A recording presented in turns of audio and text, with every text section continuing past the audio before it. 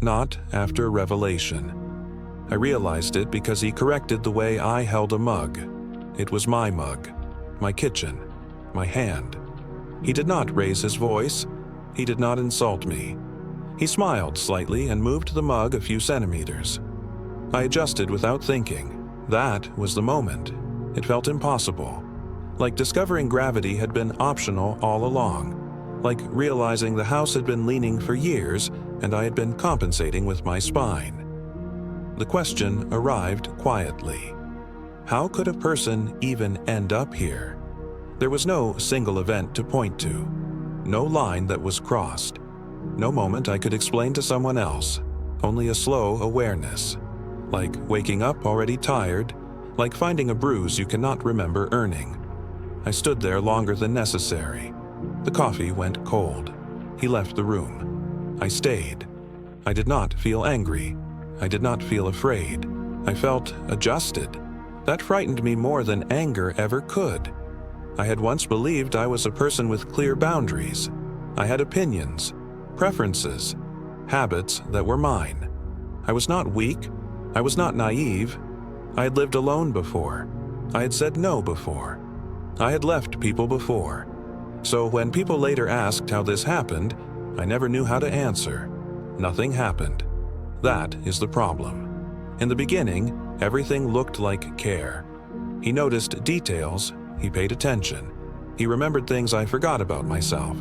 What time I liked to eat, how I preferred the lights, which shirts I wore when I was tired. It felt intimate. It felt earned. I mistook observation for devotion. I mistook familiarity for safety. When he adjusted something, it felt helpful. When he corrected me, it felt attentive. When he anticipated my needs, it felt loving. I did not feel diminished. I felt seen. That is how it starts. Normal life continued around us. Work, friends, conversations that sounded ordinary. If you had watched us from the outside, you would have seen nothing alarming. Two adults, calm voices, shared routines. I laughed, I slept, I went to work, I functioned. That is important to understand. There was no collapse, no chaos, just alignment. I began to change small things.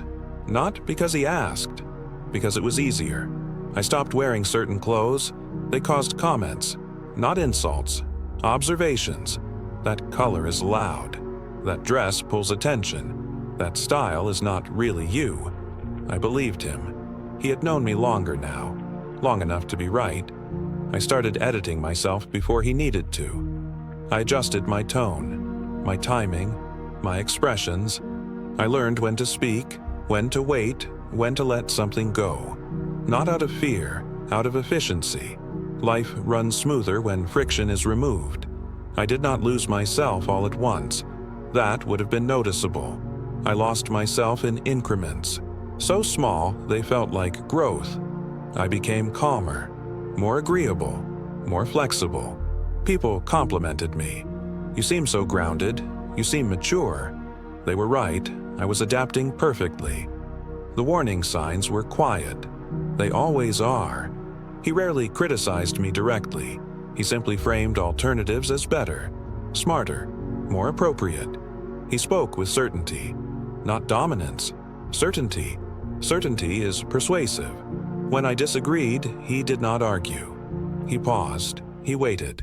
He let silence do the work. Silence is powerful when you care what someone thinks. I began to preempt his silence. I filled it with compliance. It was never about control. That would have required intention.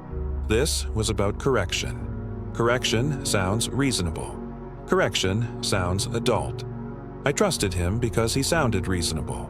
Sometimes I would feel something rise in me, a small resistance, a thought that said this feels wrong. It never lasted. It dissolved in logic, in explanations, in my own voice telling myself not to overreact. Nothing terrible is happening. Be realistic, be calm. So I was. I told myself stories, not lies, interpretations. He is just particular. He grew up differently. He knows what works. I told myself that relationships require adjustment. that love is compromise, that independence is overrated. I told myself many things. What I did not tell myself was why my body had started to tense before I spoke, why I rehearsed conversations in advance, why relief followed his approval like a chemical reward. I noticed these things. I noted them. I did nothing with them. Because doing something would have required admitting something, and I was not ready. The disrespect was familiar. That is what made it invisible. It sounded like jokes I had heard growing up, like comments masked as concern, like corrections disguised as care. It did not feel foreign. It felt inherited. I had learned early that being corrected meant being guided, that being adjusted meant being improved.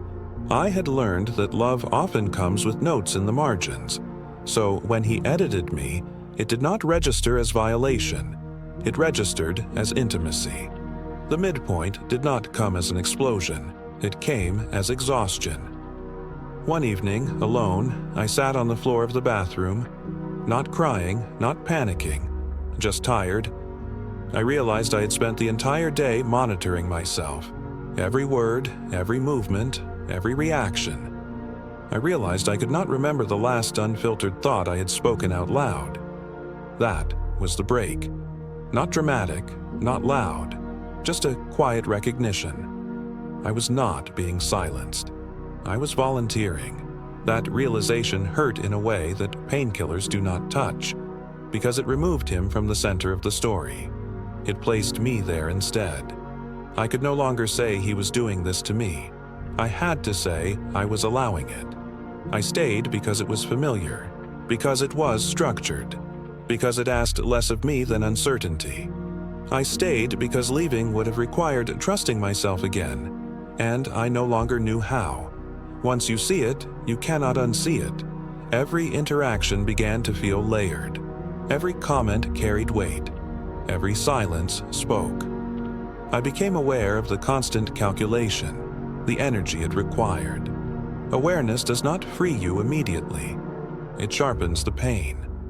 I started noticing the cost, the way my world had narrowed, the way my voice had softened into something less specific.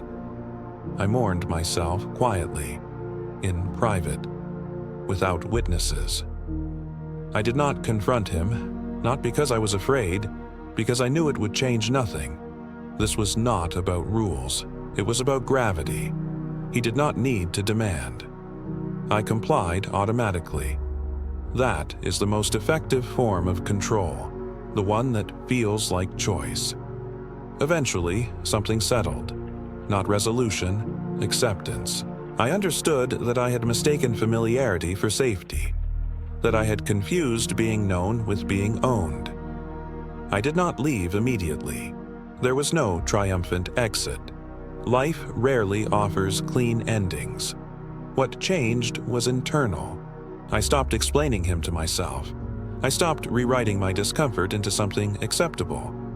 I let it exist, untranslated. That is where the story ends. Not with freedom, not with escape, with clarity. I know now how a person ends up here, by adjusting, by accommodating, by choosing peace over truth long enough that peace becomes silence. If you stayed until the end, I appreciate you. Like the video and subscribe if you want to hear more stories like this.